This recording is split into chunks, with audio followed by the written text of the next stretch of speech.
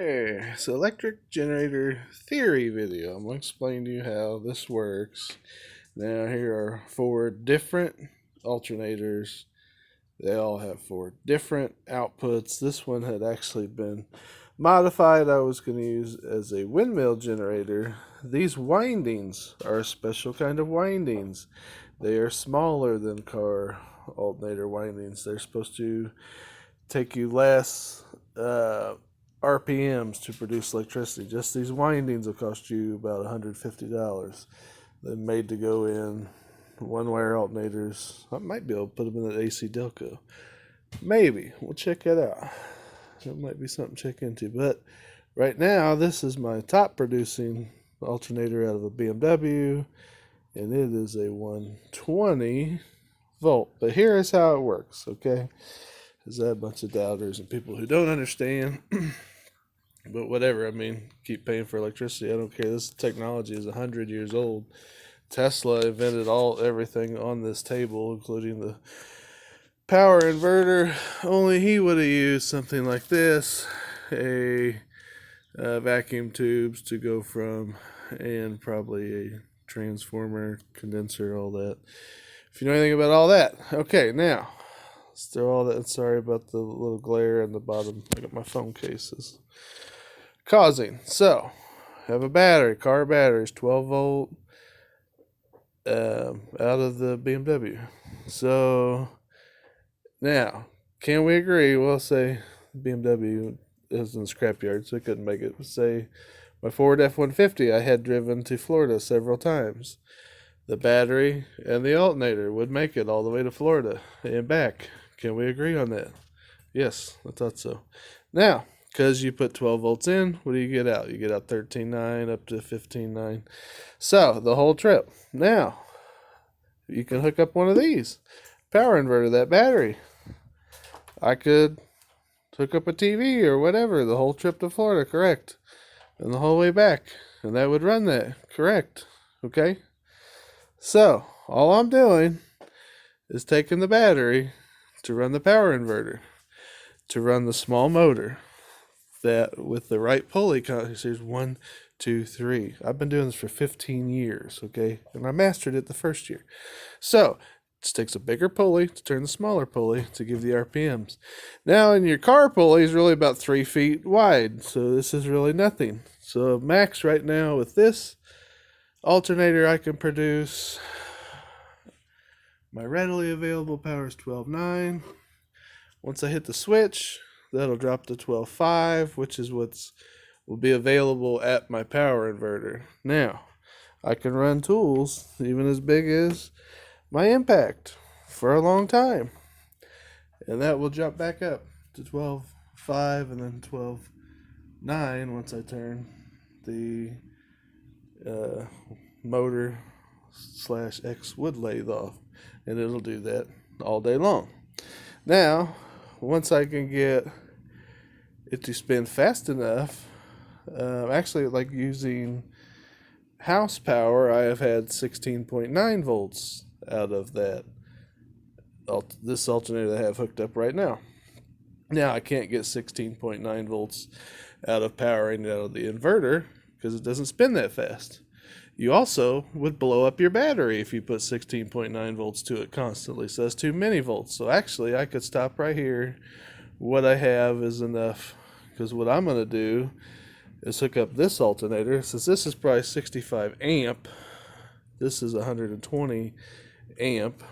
So I can actually take two. I'm going to put another battery over here. They sell kits. I'll link it on Amazon. They're about 40, 50 bucks.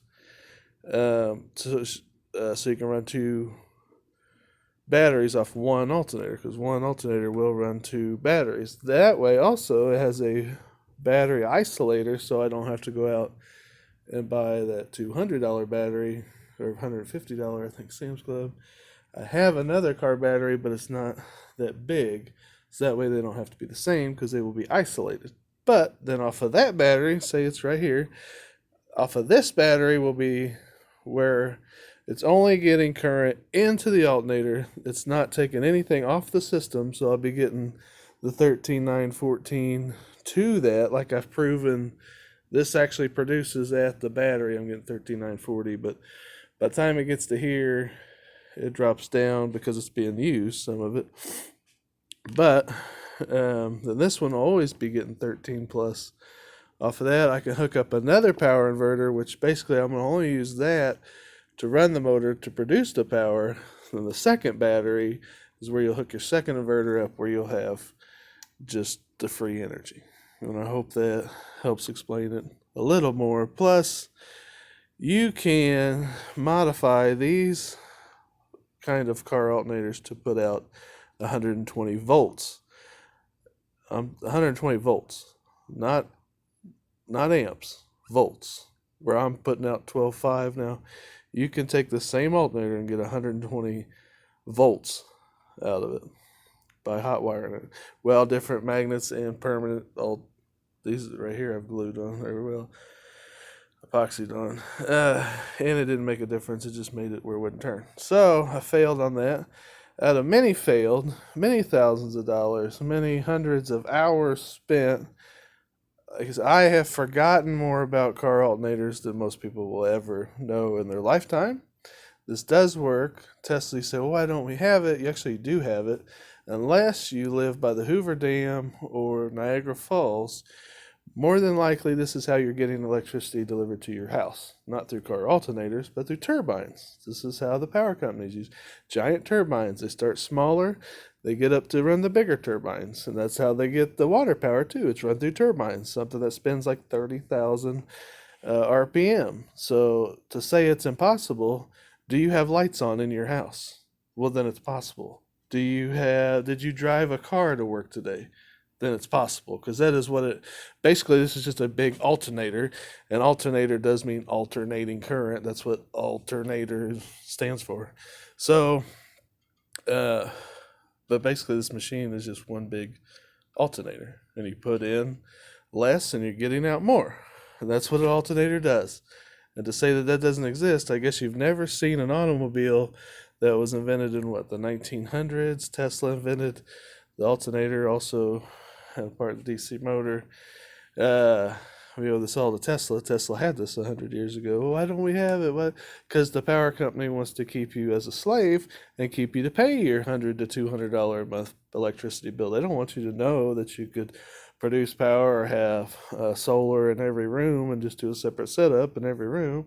They don't want you to know that. The government doesn't want you to know that. They don't want you to know that they bought all the water rights under Biden, and now as a U.S. citizen you have zero rights to any water. And they don't want you to know that Tesla had a car that ran off of electricity 100 years ago that just pulled it out of the sky. And he went to J.P. Morgan and he said, I have this. He says, well, can we put a meter on it so they could charge people per watt or mile or whatever? He said, no. He says, well, then it's not going to be invented. Well, it was invented, but it wasn't going to be mass produced. Tesla had a car that pulled electricity out of the air, like his Tesla coils. That was squashed because of greedy bastards like Chase Bank, J.P. Morgan, and people like that.